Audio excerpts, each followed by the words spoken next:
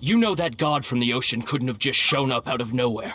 I mean, it's been 2,000 years since Rex Lapis subdued it. Yes, and to think that this happened right on the heels of the incident with Rex Lapis, too. Say, do you think the person who assassinated our lord and released that evil god might have been one and the same? Now that you mention it, that's very possible. Yes, it's very possible indeed. I mean, it all fits together. That person must have colluded with the evil god to harm Rex Lapis. Oh, that wicked, black-hearted scoundrel. Still, what sort of supernatural prowess must this person possess to be able to do such things? I have never heard of such a person in all my years. Ah, forget it. Guessing's no use to us. Look, the Millilith over there looks like he's about to make an announcement. Let's hear what the Ministry of Civil Affairs has to say first.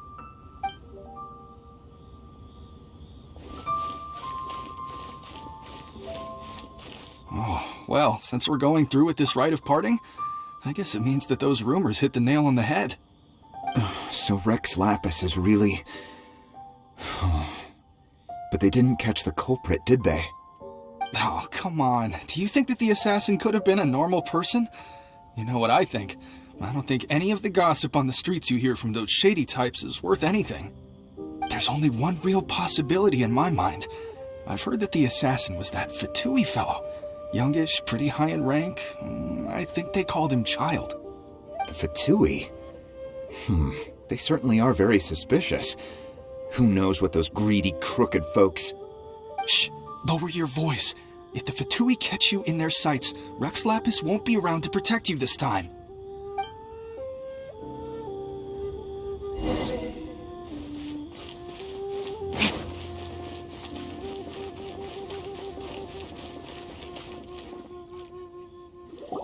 Hear ye all! The Chi sings words. Though a dragon soars ageless as the mountains, it too must return to dust. This is common knowledge. Gods and adepti live glorious lives, but both light and shadow have their season. So too must they face divinely appointed trials. Rumors and hearsay abound on the streets that Rex Lapis was murdered. Now, let the truth be revealed. Having been thwarted in his trial, Rex Lapis's soul has recouped the celestial heights. He beseeches the people of Liyue to grieve not and to let not their hearts be saddened. Nor are they to believe street-born rumors or indulge in baseless speculation.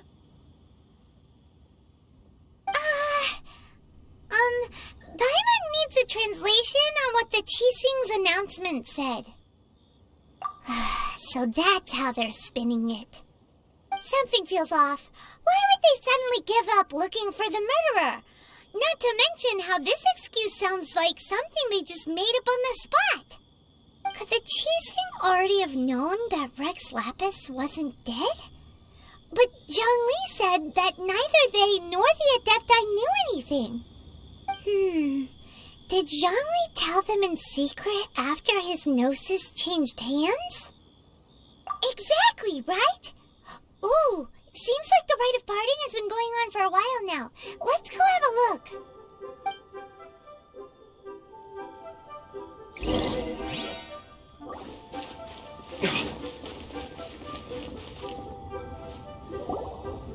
Look, it's Ningguang and Keqing.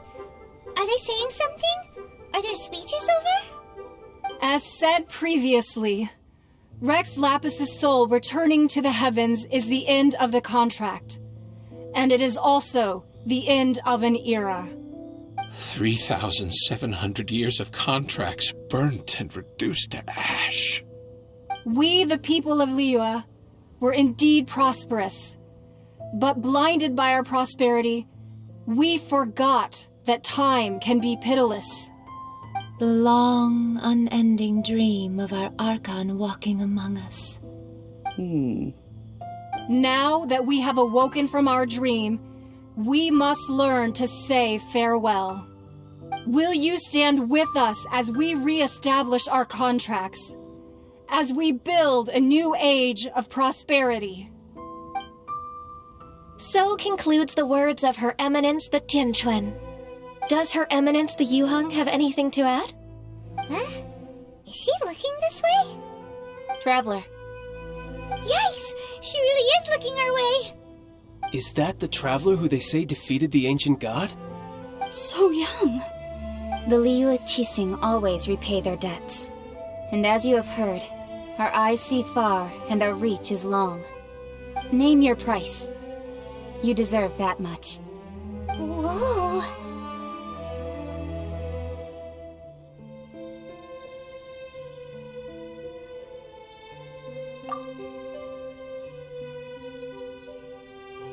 Well, could you help me put up some missing person posters?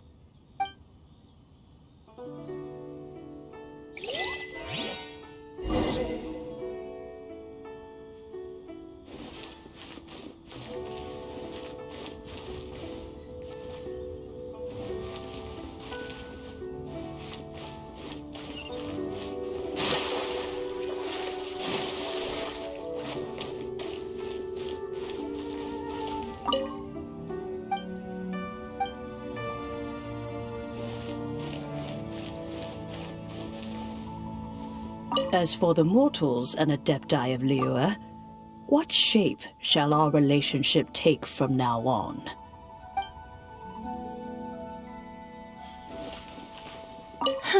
And to think I'd put my best perfume on before coming here, thinking you'd like it. But it seems as if those perfumes really were meant to be offered to Rex Lapis. Well, that's fine. Suffer no rivals in love, they say. And that's 3 gone in one stroke.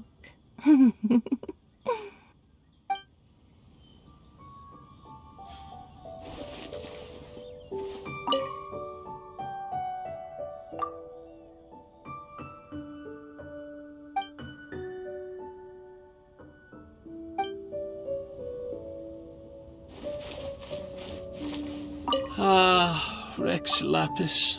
Rex Lapis. Now that I think about it, if everyone's of the same mind as me, perhaps mementos for Rex Lapis might be the best short-term business opportunity.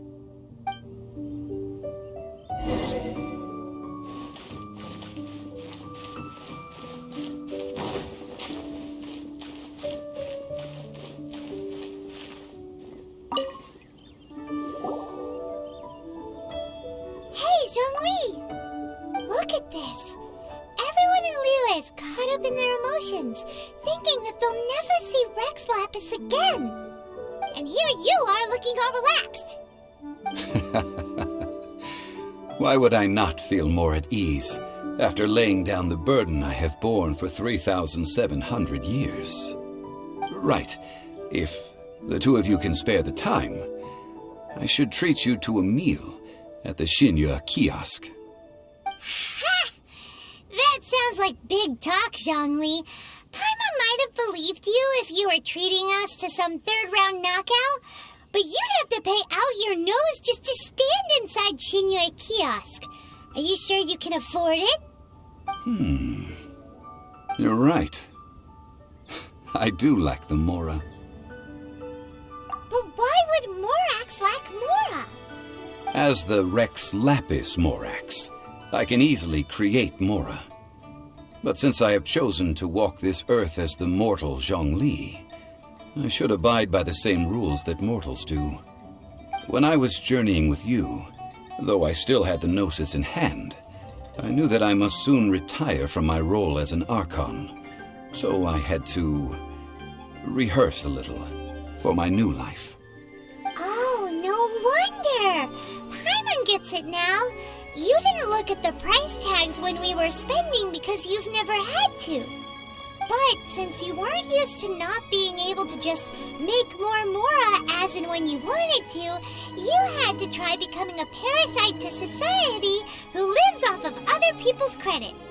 Well, we were only spending Fatui money. You don't have to say it like that. In the City of Commerce, we do not merely exchange money or goods. We also exchange knowledge, memories, and foresight, as well as positions, roles, and lives. The Archon Morax could never experience life as the true mortal Zhongli could, no matter how many times he descended to be with his people. I must thank you for that. I will treasure the memories that I made as Zhongli, traveling the streets of Liyue with you. That is true. But there is no journey that does not end. No meetings without partings. Paimon thinks that we should make a move and continue our search for the Seven. I fear that continuing your journey may be difficult. The nation that neighbors Liyue by sea, Inazuma, is presently closed. Yes, the nation has been closed by order of its deity, the Electro-Archon Ball. And just as the people of Liyue preferred to call me Rex Lapis, she too goes by another name among locals in Inazuma. Paimon thinks we've heard that one before. Raiden? That is the case. And since Raiden is also the shogun of the Inazuma Bakufu, people call her the Raiden Shogun. That said, though people at the wharf were saying that the situation in Inazuma is very tense, Paimon doesn't remember that always being the case. It wasn't that bad last year. Zhongli, since you're Rex Lapis, shouldn't you know something about what's happening there? Just how did Inazuma become a closed nation? It's because of visions. Visions? When faced with circumstances beyond their control, humans often bemoan their lack of power. But if a person shows true strength of will at a desperate and fateful moment in their life, the gods will look upon them with favor. This is what visions are. Magical foci bestowed upon those who have been acknowledged by the gods. Uh-huh. That's how people in Teyvat see it. But starting from last year, the Raiden Shogun began promulgating the Vision Hunt Decree. Vision Hunt Decree? Yes. It was an order to seize all visions within Inazuma's borders, and to inlay them upon the hands of a statue of the 1,000-armed, 100-eyed god. They want to seize visions. But why?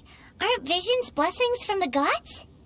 I should think that in the Raiden Shogun's eyes, it is precisely because they are divine blessings that they should be under the sole dominion of divinity.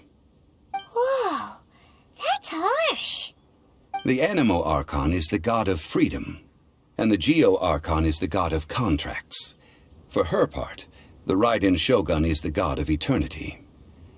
It seems as though she has finally decided to eliminate any unstable elements that could pose a threat to her eternal realm.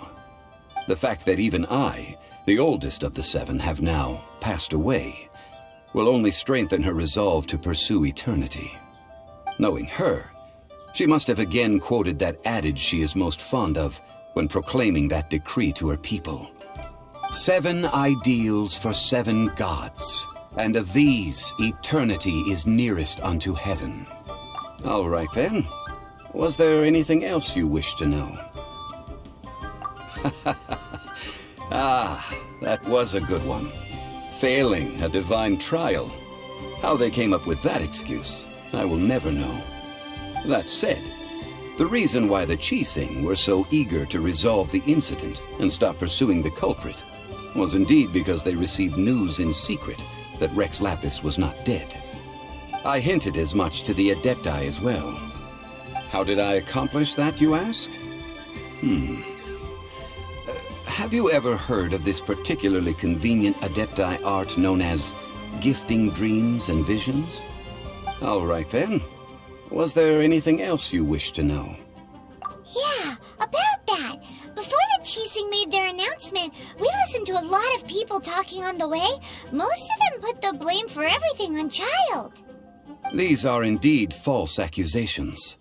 But it remains undeniably true that Child did send people to the Jade Chamber to prevent the Adepti and the Qixing from defeating the ancient god.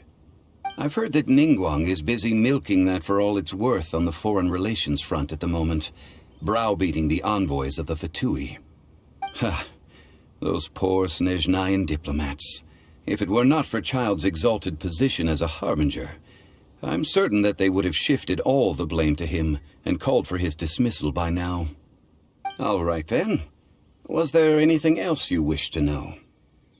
The time of the Adepti has long passed. If even the Liyue Qixing don't want to face that truth, then what future is there for Liyue? Kuching is absolutely right in saying this. Now, though I did laud Ningguang's desire for power, believing this to be a good thing, and thought as a matter of course that she must have been behind the Qixing's plan to take governing power over Liyue from the hands of the gods and Adepti, could the original person who brought up the idea of seizing power have been... All right then. Was there anything else you wish to know? That's right. Zhongli, now that you don't have your gnosis, what's going to happen to all the Mora in Tibet? Since Morax is dead, are they all just gonna disappear?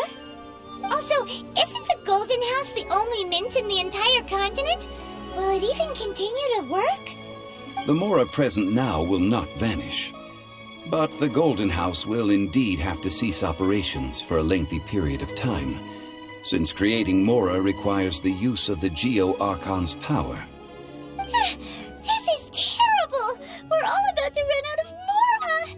The world is coming to an end! Yes, this is indeed a major issue from a financial standpoint. Well, I suppose we'll just leave such troublesome matters to the Liyue Qixing to debate. Then, did you at least set some private funds aside for yourself? Oh, a private fund. This does seem like a good, logical, common-sense idea. It's a shame. What's a shame? It's a shame that I didn't think of it at the time. All right then. Was there anything else you wish to know? Well then, I suppose you'll have to find a way to get inside this closed nation. Have patience. I suspect that some serendipity must first come into play.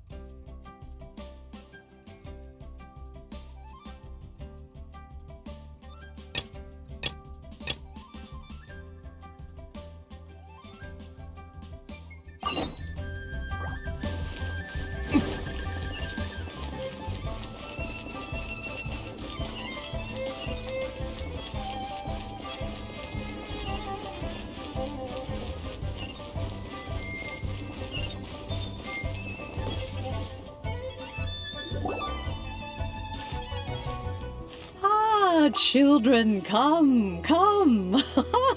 You've arrived at just the right moment. I've been looking for you. Oh, what is it, Granny? Need any help? Oh, no. You've done so much for Liyue Harbor already. I could hardly ask for more. In fact, my old friends and I have been putting our heads together to think of what sort of gift we might give you in return. A gift? For Paimon? Oh, child, you are so very modest. Uncommonly so, even. But you mustn't decline this gift. I simply won't allow it. When you traversed my old teapot in search of the cleansing bell, I heard your little friend mention that you often camp out in the wilds. That simply won't do. Especially since I imagine you still have a very long journey ahead of you. Fortunately, I have not yet grown so old as to see my subspace creation abilities atrophy. Oh, did my friends never mention that to you? Well then, it is a blessing we old folks once received from Rex Lapis, part of our illumination, if you will. I will not go into too much detail, but subspace creation is the ability to create a small, autonomous pocket world. The teapot that you entered previously was a little trinket created using that ability. So, in the eyes of an Adeptus, creating a magic teapot world is just child's play, huh? Oh, indeed, the teapot is nothing to boast of. One such as myself must depart from this realm to create a world of one's own. Rex Lapis, on the other hand, moved mountains and seas. That is what one might call an exercise of true power. But that's enough nostalgia for now. The gift that I have prepared for you just requires a few final materials to add the finishing touch. That's right! Finding stuff's what we're good at, after all! Oh, settle down now, children. There's no need for you to go running hither and thither. I have already found a fleet-footed youngster to prepare what I need. What's more, I doubt that you would know how to find the materials I am searching for. Some of them are very rare indeed these days. Well, for starters, I require some shimmer soil from the banks of Dihua Marsh. Back in the day, it could only be found where the glaze lilies thrived most profusely. You would have to dig downward, following the roots of the glaze lilies, and if you were lucky enough, you just might find a small patch of shimmer soil there. But almost no one has been able to find shimmer soil in this manner since Dihua Marsh came to be the way it is today. Even more difficult to find is smaragdus jadeite, which must be chiseled from the rock of the chasm. Or so it used to be. Ever since the Blackcliff Forge opened for business, they've slowly but surely stripped the mines all but completely bare of it. In any case, smaragdus jadeite is an adepti treasure, and the adeptal power within is not something that most humans can withstand. Extended contact with it is, in fact, harmful to humans. Goodness knows if that child will succeed in finding these items. Well, since you're an Adeptus, Granny, the person you asked for help, they must be an Adeptus too, right? Yes. I suppose she does count as an Adeptus. She counts? How come there are so many Adepti in Liyue Harbor? We seem to bump into them all the time. It feels like even when you go out to eat, you could be sitting next to an Adeptus and never even know it.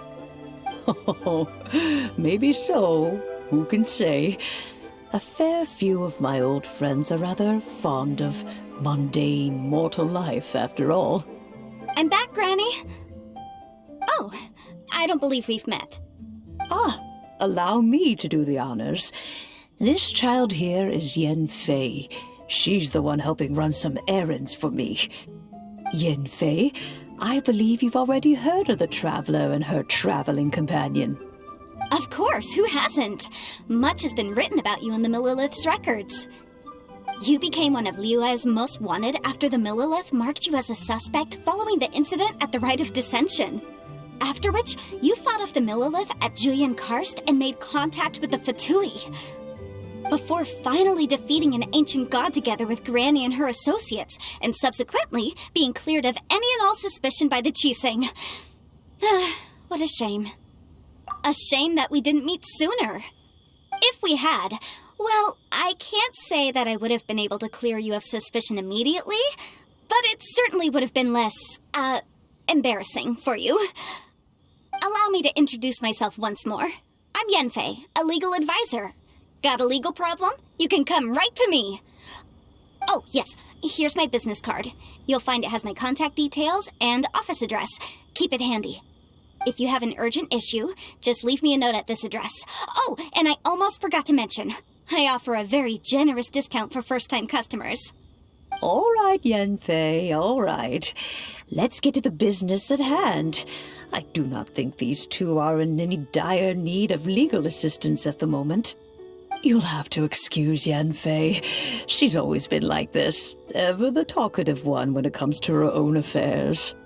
Paimon was gonna ask the same question. You seem really different from the ones we've met before. An Adeptus? I guess. Kinda. My old man said he was one anyway.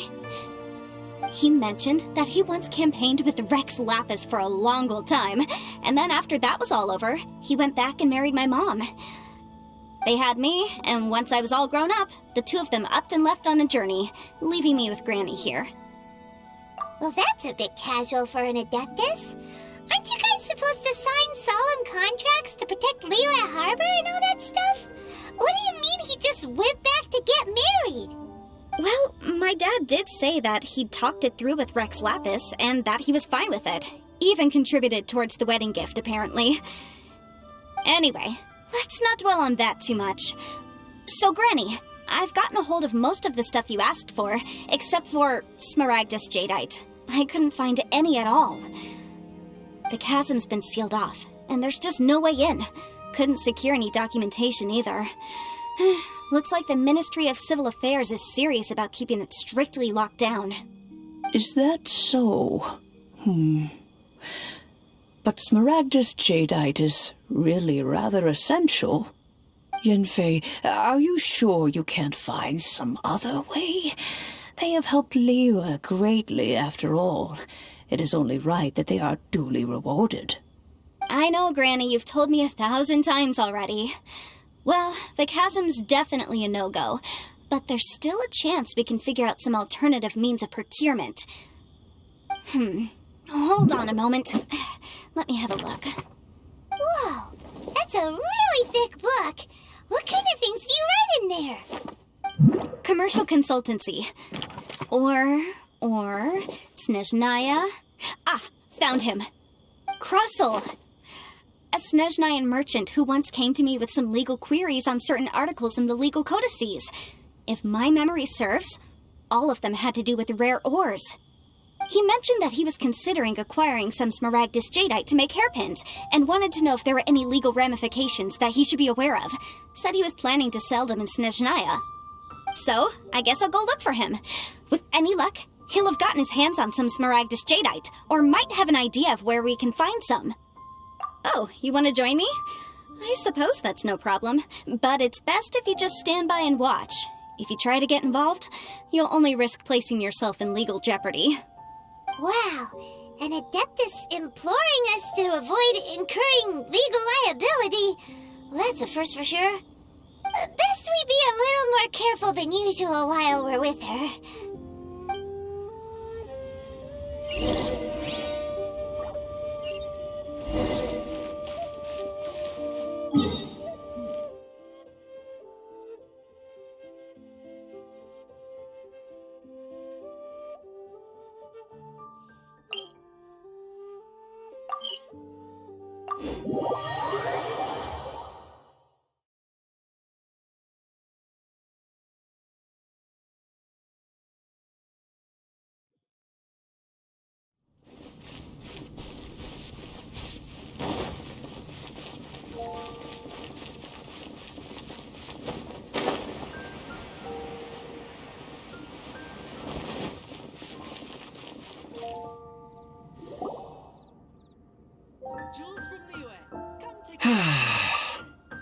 Shame I only get to listen in from the other side of the window and don't get to join in the debate.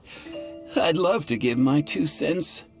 Say what? What's up? What's up? Paimon wants in. Recently, all the customers at the tavern have been debating the exact same topic. Who is the strongest fighter in Mondstadt? The strongest fighter? Must be someone who can floor a whole gang of hilly churls with just one punch. Then Paimon nominates you. But anyway, is there like a general agreement in the city on who it is, or...? Expecting people to come to a swift and straightforward consensus in the City of Freedom is like expecting fisherman's toast to drop out of the sky. Everyone's got their own opinion, backed up by a unique set of cherry-picked information. But let's be honest, that's what makes the discussion so impassioned and entertaining. Mainstream opinion is polarized, with most people supporting one of two candidates. One is the Dandelion Knight, the other is the Dark Knight hero. Oh, Paimon votes for you. But let's go into the tavern and talk to the patrons. Maybe we'll pick up some juicy gossip. Oh, I do envy your life of leisure. But don't mind me, of course.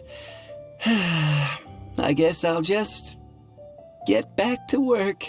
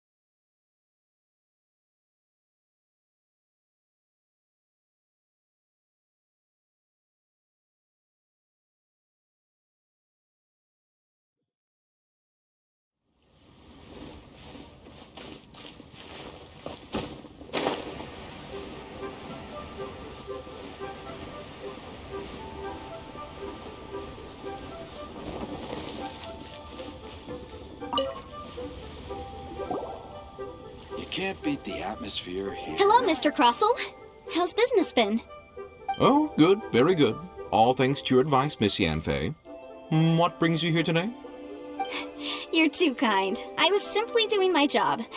Now, I believe that the last time we met, you mentioned that you were looking to source some Smaragdus Jadeite to make hairpins. Have there been any further developments on this front? Well, yes. As a matter of fact, in the end I did acquire a small piece of Smaragdus Jadeite and had it fashioned into a pair of hairpins. Miss Yanfei, might I presume that you have an interest in the hairpins? I must apologize. I've already rented them out to a lady named Zhiqiao. If you'd like to inspect them, you may have to wait quite some time. Wait, isn't Smaragdus Jadeite really rare? Aren't you worried about the hairpins getting damaged or lost while they're being rented out? No, I'm not worried in the slightest, because I signed a contract with Miss Zhiqiao before renting them to her. The contract makes it quite clear that if she loses or damages the item in question, she must compensate me for its full original value. In return, I included a clause that guarantees the Smaragdus Jadeite is genuine, with a penalty of 10 times the item's value payable by me to Ms. Zhiqiao in the event that it is shown to be a fake. Guaranteed genuine, with 10 times the value payable if this claim is shown to be false? Yes, these terms are very clear indeed. Of course. This way, both the client and I have the assurance we need. To ensure fairness, each of us has retained an original copy of the contract. In that case, might you know where Miss Zhiqiao lives? We'd like to pay her a visit and have a look at the hairpins. Oh, of course. She wrote her address down when we signed our contract. Here, I'll mark it on your map for you. Thanks a lot, Mr. Crossell. We'll be off now.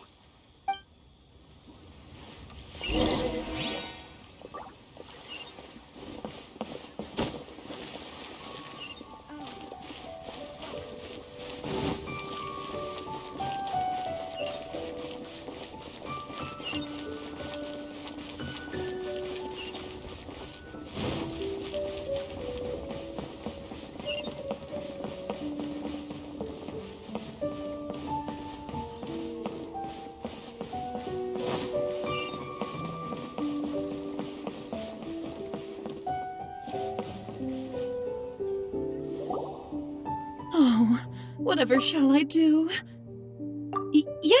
That's me. Is there something I can help you with? How do you do, Monsieur Chow? We understand from Mr. Crossell that you recently rented a pair of hairpins from him. My associates and I are very interested in them. Would you mind letting us take a look at them?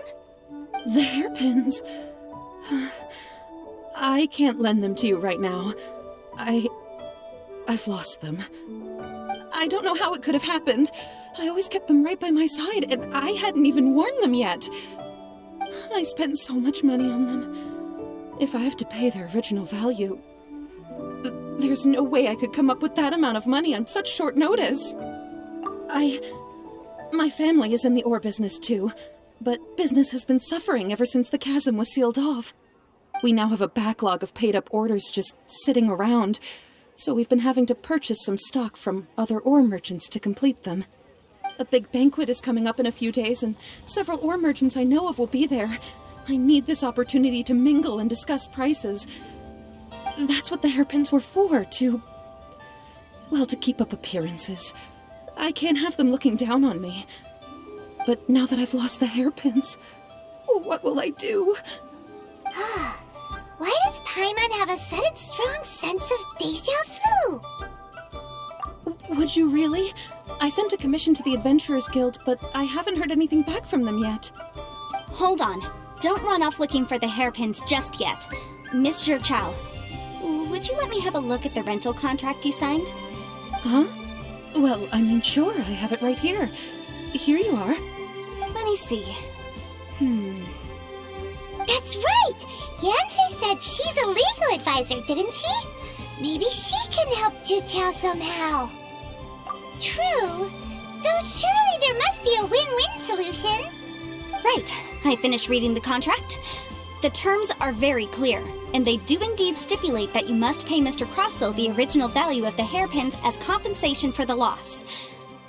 Furthermore, the contract also expressly states that the amount of compensation must take current market prices into account. And given the rarity of Smaragdus Jadeite, I fear that the final amount of compensation may end up being significantly higher as a result. Even higher? Oh, no. Uh-oh. Juqiao looks like she's about to faint. However, all of this is assuming that it is indeed genuine Smaragdus Jadeite that was inlaid into the hairpins. Did you really have to pause before saying that part?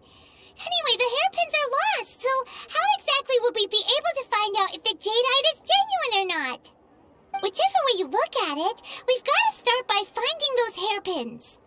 Except that if we found the hairpins, there'd no longer be any need to check whether the Jadeite is genuine, would there? Seems right. Please, don't trouble yourselves over this. The fact is, I lost the item, and I should pay compensation per the contract.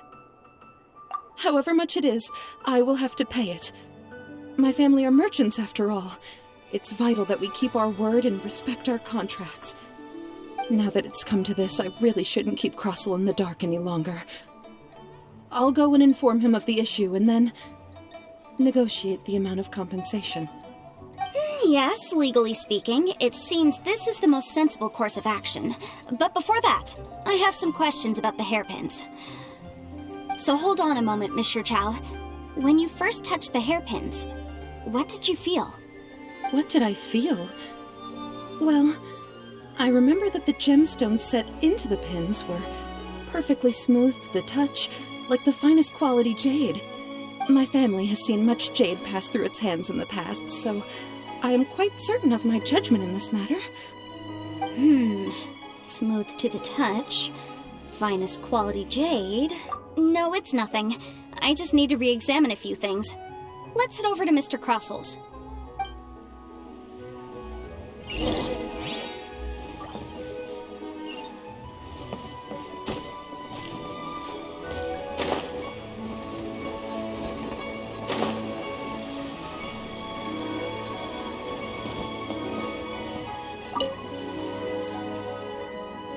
Ah, Miss Yanfei, you've returned. With Miss Juqiao in tow, too, I see. How are the hairpins?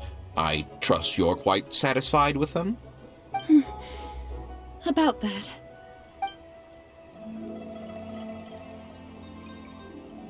You lost them? Are you serious? Do you have any idea how expensive they were? I'm sorry. Truly I am. I'll pay the compensation as per our contract. Every last mora. Mora? Do you have any idea what I had to go through to get my hands on that Smaragdus jadeite? I just don't... Forget it. Talking won't bring them back. Since Miss Yanfei is here, I suppose we can just have her estimate the amount that needs to be paid. No problem. But before I can give an official estimate, I'll need to do a little market research. Ah, yes. And if I may just confirm again, it was in fact genuine Smaragdus jadeite inlaid into the hairpins, correct? Of course. Genuine article guaranteed, or I pay back 10 times the value. All right, understood. I'll conduct some market research, and once I'm back, I'll provide an official assessment of the sum owed by Mr. Chow in compensation.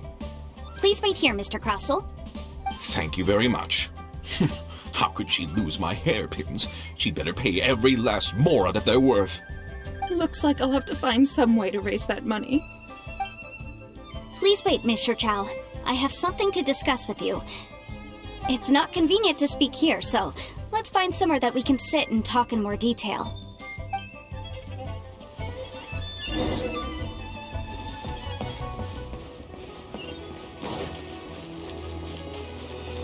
Why'd they have to give me that transfer?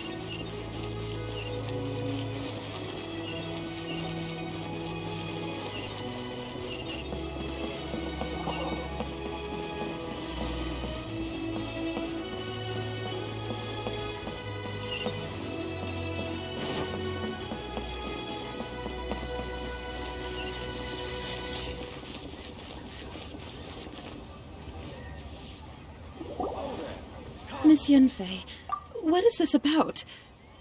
Are you here to tell me how much I owe? No.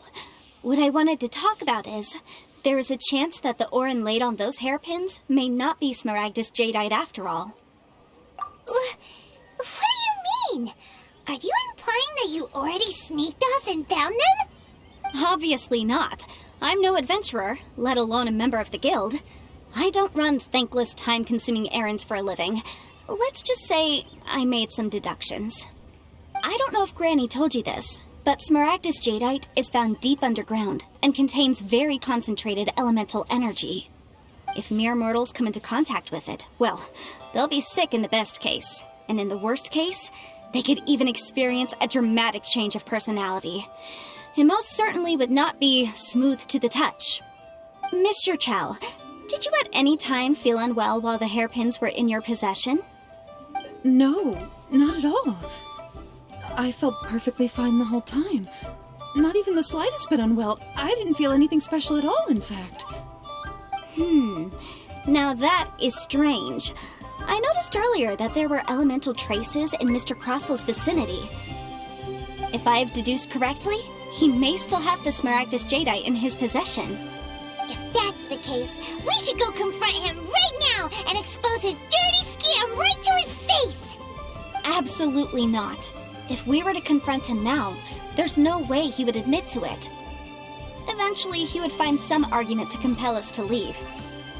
And then, he'd throw the Smaragdus jadeite into the sea the moment we were gone. After that, he would simply insist that Mr. Chow pay up per the contract. He would lose nothing. Meanwhile, we would have to look under every stone in Liyue, hoping and praying that the hairpins do actually still exist somewhere in this world. So vivid that Paimon thinks it might be experience talking. Oh, it certainly is. I've seen my fair share of situations like this, and brute force methods are certainly one way of resolving them. Fortunately, I have far more elegant solutions at my disposal. I'll share them with you in due course. Well then, since you're so experienced in dealing with problems like this, perhaps you could help me, Miss Yanfei. Oh, that won't be a problem. But first, Mr. Chow, can I ask you to please sign this contract? Huh? Does there have to be a contract for everything? Paimon can't even keep track. It feels like Yanfei is even more concerned with them than a certain someone else we know.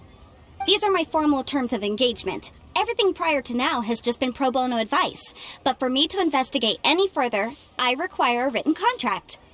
Any work commissioned but not bound by a contract cannot be relied upon. I understand.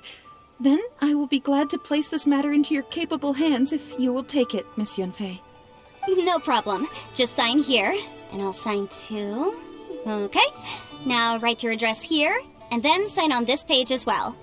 And I'll also need your signatures on pages 5, 7, and on the very last page. Finally, if you could just use this ink pad to make a handprint over here. This contract has so many pages. Paimon's all out of brain juice again.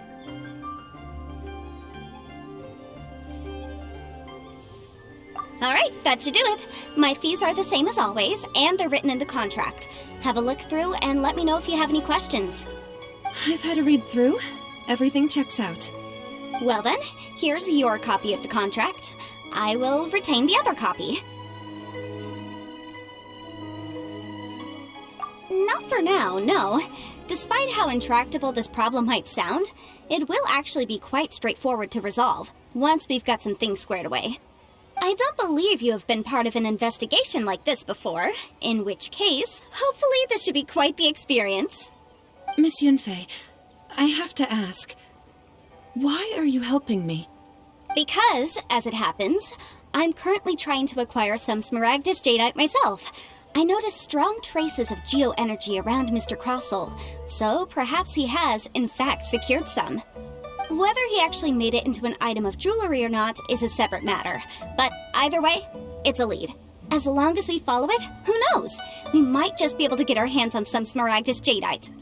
Also, the idea of someone abusing the law to their advantage, I won't stand for it. But again, let's not dwell on this. Let's go to... where can we find someone who processes ore? I've got it! Let's pay a visit to Chateau, the boss of the Jade Mystery. He's a professional when it comes to working with stone and ore. If Mr. Crossel had his ore worked on at all, Chateau would undoubtedly have been his first choice.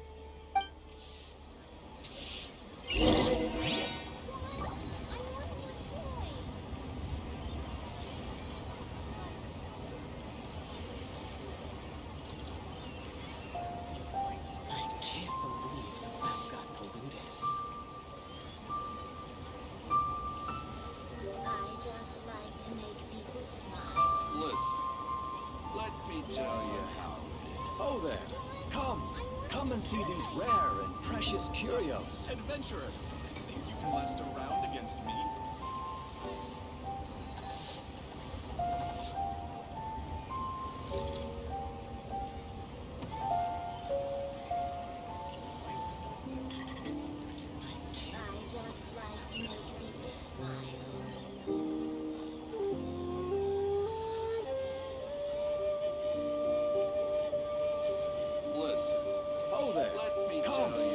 See these rare and precious curios.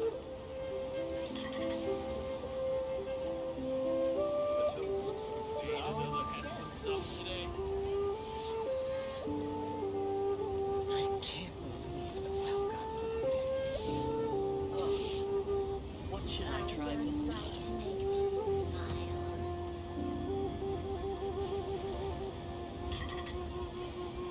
Listen, let me tell you how it is.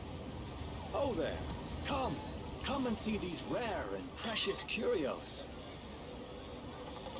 A toast to our success. Today. I can't believe the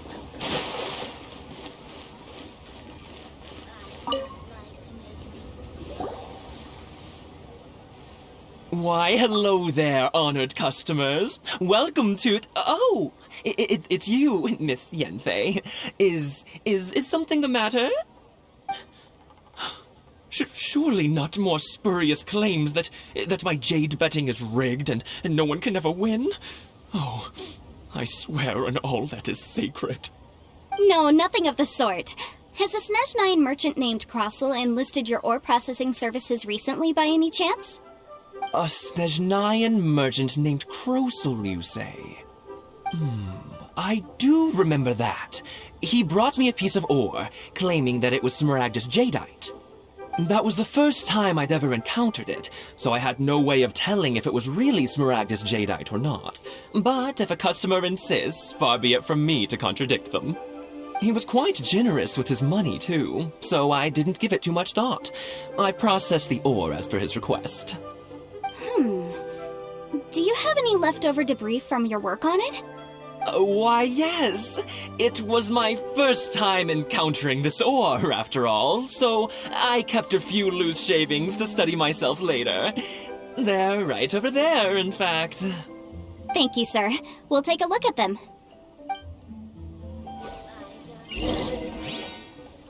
Try your luck betting on Jade?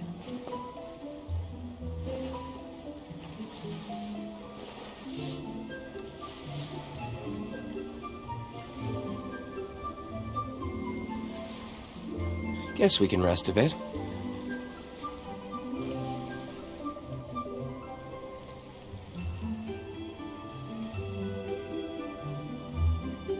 Try your luck betting on Jade?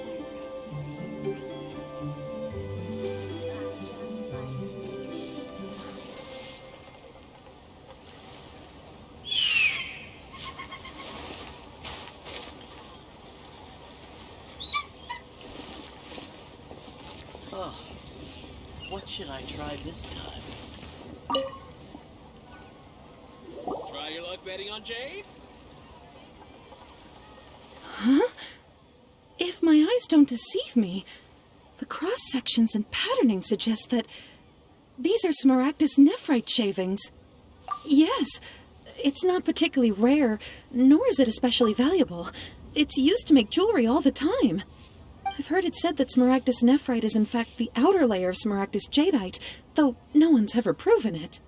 A thin layer of separation, huh? If you must see for yourself, try examining these shavings for traces of elemental energy.